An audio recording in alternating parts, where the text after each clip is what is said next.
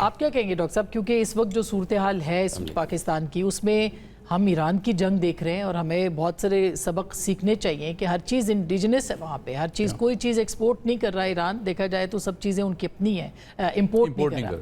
تو ہم اگر خدا نہ خواستہ جس طرح سے ہمارا ہاسٹائل انڈیا ہمارے بارڈر کے اوپر ہے، افغانستان سے ہماری لڑائی ہو رہی ہے، ہم کیا کریں گے اگر یہی صورتحال رہی تو؟ بالکل، دیکھیں میں سمجھتا ہوں کہ تین پہلو معیشت کو میں مختلف انداز میں ایکسپلین کرنے کی کوشش کرتا ہوں۔ ایک تو اوبیسلی جو عالمی ماحول ہے، جو سچویشن ہے، چاہے وہ ایک ورلڈ آرڈر بھی ڈسٹرب ہوا ہے۔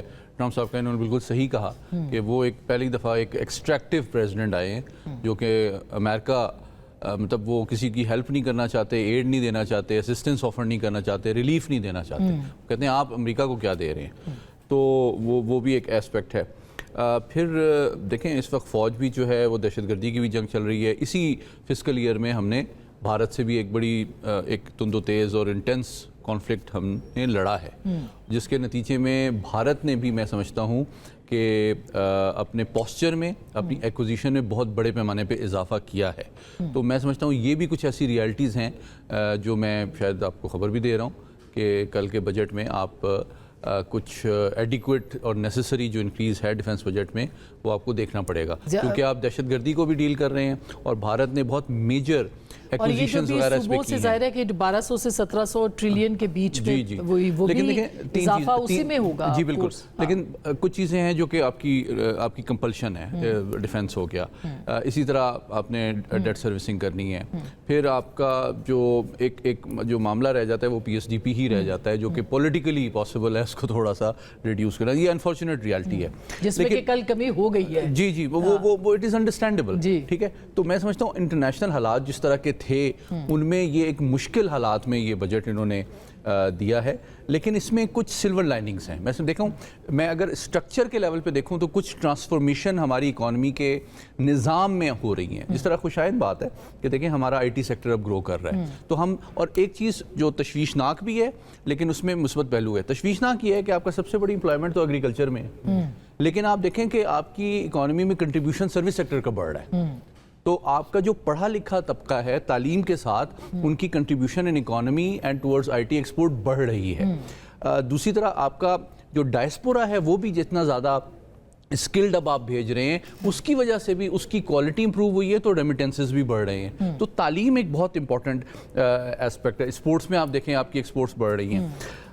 چیلنجز جو ہے نا وہ 4 ہیں بیسیکلی، جو کہ صرف ان کی حکومت کے لیے یا کسی آنے والی حکومت کے لیے فوری طور پہ وہ نہیں ہو سکتے، وہ اسٹرکچرل نیچر کے ہیں۔ سب سے بڑا چیلنج جس کو ہم نگلیکٹ کرتے ہیں وہ پاپولیشن مینجمنٹ ہے۔ لیکن ہمارے جتنے بھی لمیٹڈ وسائل ہیں وہ ہماری آبادی اتنی تیزی سے بڑھ رہی ہے اور اس کی طرف کوئی ابھی تک دھیان ہی نہیں ہے۔ بالکل، اور وہ صرف حکومت نہیں، مطلب میں سمجھ تعلیم کے نظام پہ شعور، میڈیا، سب کا اس میں رول ہے، نمبر 1۔ دوسری چیز کہ ٹیکس کو جب تک آپ وائڈن نہیں کریں گے ٹیکس نیٹ کو، تو ایف بی آر کی نالائکی کی سزا ہم سب پاکستان پوری عوام بھگتتی ہے۔ تیسری بات، ہمارا جو سیٹ ہے میں سمجھتا ہوں اس کی بھی بہت بڑی ذمہ داری ہے کہ وہ اتنا لیزی کام نہ کرے۔ میں وزیر اعظم کی ایک سٹیٹمنٹ آپ سے شیئر کرتا چلوں۔ وزیر اعظم نے اعتراف کیا تھا کہ کپاس تو نہیں پیدا ہوتی بنگلہ دیش میں، ان کی ٹیکسٹائل کی ایکسپورٹس آپ سے ڈبل ہیں۔ بھئی انہوں نے برانڈنگ کی ہے، ویلیو ایڈیشن کی ہے، اپنی فنیشنگ اتنی اچھی کی ہے کہ دنیا کے سارے برانڈز وہاں پہ لگے ہوئے ہیں۔ بھئی آپ 5000 سال سے اس خطے میں کپاس اگا رہے ہیں، تو آپ نے وہ فنیشنگ آپ کے سیٹ نے نہیں کی ہے۔ اور آخری چیز میں سمجھتا ہوں ایونچولی ایگریکلچر کو آپ کو انڈسٹریلائز کرنا پڑے گا، کیونکہ دیکھیں ایک ملک ہے چھوٹا سا، صرف آخری بات، پٹھوار جتنا رقبہ ہے اس کا نیدرلینڈ، اس کی فوڈ ایکسپورٹ $100 بلین۔ جی بالکل، اور ہمارے پاس اتنا بڑا تو ہم اس میں بھی ویلیو ایڈیشن کرنے کی ہمیں ضرورت ہے۔ ہماری رانا صاحب آپ کو حج مبارک ہو۔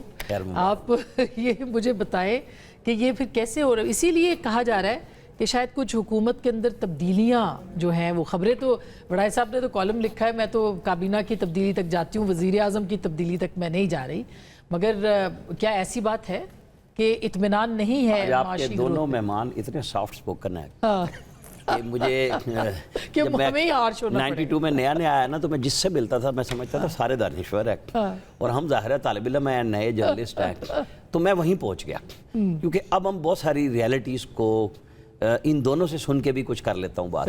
آج ہم نے ایک پروفیسر صاحب کو سنا، میں پروفیسر محمد علی کی نہیں بات کر رہا، احسن اقبال صاحب، وہ اس طرح بات کر رہے تھے جیسے میں نے یہ بات کیا ہے کہ کلاس میں سارے ملک نیا بچہ ہے اور پروفیسر احسن اقبال واحد آدمی ہے جو یہ جانتے ہیں کہ اس ملک کی ایگریکلچر بیٹھ گئی ہے. یہ سارے احسن اقبال صاحب کے پیچھے کیوں پڑ گئے؟ نہیں میں آپ کو بتاؤں نا, کیبنٹ کا ممبر بھی ہمیں, مشیر خزانہ بھی ہمیں یہی چورن بیچے کہ یہ ہے نسخہ کیمیا, ڈاکٹر صاحب بتائیں ہمیں, یہ سارے ہمیں پتہ ہیں کہ جی نیدرلینڈ میں کیا ہو رہا ہے, وہاں ہم فلمیں بھی دیکھتے ہیں انڈیا کی بنی ہوئی, وہ بھی بڑی بک جاتی ہیں. ہمیں آپ بتائیں کہ یہاں کیا چورن بیچ رہے ہیں. SIFC کتنے زور و شور سے آئی, جی ہاں ٹھیک ہے, ایگریکلچر دے دیا ان کو, ٹھیک بات, انہوں نے کیا دیا؟ مجھے مطلب جواب چاہیے اس کا. میرے لیے جو کوسچنز ہیں وہ یہ ہیں کہ ہمیں کہانیاں نہ سنائیں. لنگڑیال صاحب بیٹھ کے 1000 گاڑیاں دی, میری طرف سے 2000 دے دے, ٹھیک ہے, مجھے بدلے میں بتائیں کہ IRS افسروں سے انہوں نے ہمیں کیا لے کے دیا. کسٹم والوں کو تو ڈیوٹی لگتی ہے تو وہ لے دیتے ہیں, انہوں نے کتنے اضافی پکڑ کے دیے. سمگلنگ کی کچھ نیٹ ورکنگ, کوئی سمندر سے پکڑ لیا, کوئی پشاور میں پکڑ لیا. ایکچولی ان لوگوں نے نیا ٹیکس کیا ڈھونڈ کے دیا. جو لوگ ٹیکس چور ہیں, وہ جو کہتے ہیں نا سفارش میں نہیں مانتا, لنگڑیال صاحب ایک دوسرے کی تعریفیں کر رہے تھے نا, وہ انجمن ستائش بامی تھی, وزیر خزانہ کہہ رہے تھے میں نہیں مانتا, میں نے کلچر چینج کر دیا. وہ ہم نواب ملے ان کے ساتھ آ کے کہ جی بالکل میں بھی نہیں مانتا. وہ سمجھتے ہیں کہ 9 بجے میں صبح افسروں کو, ان لینڈ ریونیو اور کسٹم والوں کو آن لائن لے لیتا ہوں.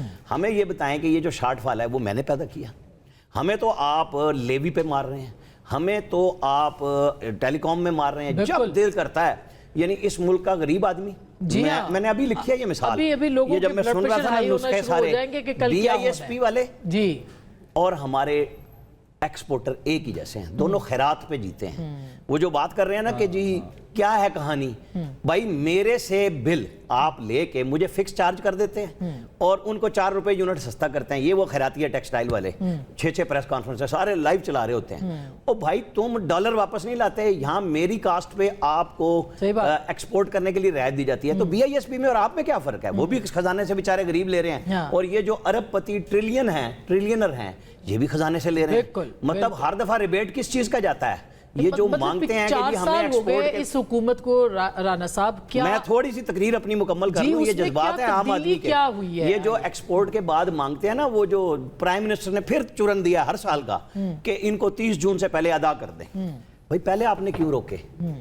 آپ نے وہ شو کیے تھے نمبرز, جیسے وہ PTV میں ایک دفعہ ایک صاحب آتے تھے, وہ اینڈ میں نا پینشن تنخواہیں روک کے پروفٹ کرتے تھے. ان کے معاہدے میں لکھا ہوا تھا کہ پروفٹ میں آپ کو حصہ ملے گا. وہ لوگوں کی تنخواہیں پینشنیں روک کے اور میڈیکل بل روک کے پروفٹ شو کرتے تھے, اپنا حصہ لیتے تھے. یہ فائنانس منسٹری کے انڈر FBR ہے جو تو کیا یہ جو چارج شیٹ آپ نے پیش کی ہے, درجنوں اعزازیے, درجنوں 4-5 اعزازیے نہیں, یہ بجٹ بنانے کے لیے لیتے ہیں. لیکن یہی ہوگا نا رانا صاحب کہ اب دیکھیں نا, یہی ہوگا کہ بجٹ کے بعد 4-5 منسٹرز ادھر سے ادھر کر دیے جائیں گے, ان کو قربانی کا بکرا بنا دیا جائے گا. کہ یہ جو آپ کیبنٹ کہہ رہی ہیں نا, شہباز شریف اور نواز شریف کا ایک ہی فارمولا, میں دونوں کے ساتھ بہت اچھی طرح مجھے پتا ہے, یہ یوں ہی چلتا ہے. لیکن بڑھانا ہوتا ہے تو ہمایوں اختر کے بھائی کو ایڈوائزر کر کے فل منسٹر بنا کے اس کا تعلق ہی اسی انڈسٹری سے ہے, اسی کا انچارج بنا دیا. پہلے وہ پچھلے دور میں وہاں کے FBR میں بیٹھ گئے تھے, آپ کو یاد ہوگا, ہارون اختر صاحب, اور ان کے اوپر ہی تھے کہ جناب نے بھی وہ سارے اس میں سے وائٹ کیے ہوئے ہیں, جس کو عمران خان کہتے تھے نا چور لیتے ہیں, جس میں ان کی بہن نے بھی لے لیا تھا سب سے پہلے, وہ جو ایمنسٹی اسکیم میں, وہ اس میں وہ بھی شامل تھے. اچھا ہمارے یہاں جتنے بڑے لوگ ہیں مراد یافتہ ہیں, یہ سارے کے سارے ہمیں بھاشن دینے کے لیے آتے ہیں. سوری میں نے ان دونوں کا نام لیا, لیکن میرا مقصد ایک استعارہ استعمال کرنا تھا کہ بھائی ہمیں کہانیاں نہ سناؤ, احسن اقبال صاحب ہوں یا کوئی, ہمیں یہ بتاؤ کہ یہ خسارہ جو IMF سے طے کر کے آپ نے للے تللے لے لیے, آپ نے کیبنٹ ممبرز کی تنخواہیں بڑھائی, ان کی پریویلیجز بڑھائیں, ان کو کچھ کم نہ ہوا, آپ نے SOEs میں ان کو ممبر بنا کے ہزاروں اور وہ ڈالر ایک اس کے میٹنگ کے بیٹھنے کے لے لیے. اس پہ IMF نہیں بولتا, IMF بولتا ہے اس تنخواہ پہ پیسے کم نہ کرو, یہ نہ بڑھاؤ. سولر والی تو معافی مل گئی ہے, لیکن سولر کا چورن یہ اس سے برا کر رہے ہیں. ویسے میں بتاؤں آپ کو, اویس لغاری صاحب نے نا شہباز شریف کی جڑوں میں بیٹھ گئے. اچھا اب یہ آپ نے جو آخری جملہ بولا ہے نا, اس کے اوپر میں نے بریک کے بعد شروع کرنا ہے, اور خرم شہزاد صاحب کو بھی ہم ذرا آج جواب دے کریں گے.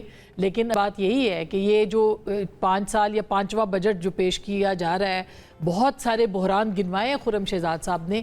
عام آدمی یہ سننے کو تیار نہیں ہے, وہ یہ کہہ رہا ہے کہ آپ نے دیا کیا ہے, اور اس کے اوپر اب پولیٹیکل ایک ریومرز جو ہیں वो इमर्ज हो चुकी हैं इस्लामाबाद के अंदर कि हुकूमत जा सकती है, या फिर ये कि अबूरी हुकूमत आ सकती है, या फिर ये कि कैबिनेट में तब्दीलियाँ हो सकती हैं, होगा क्या? ब्रेक के बाद इस पर बात करेंगे।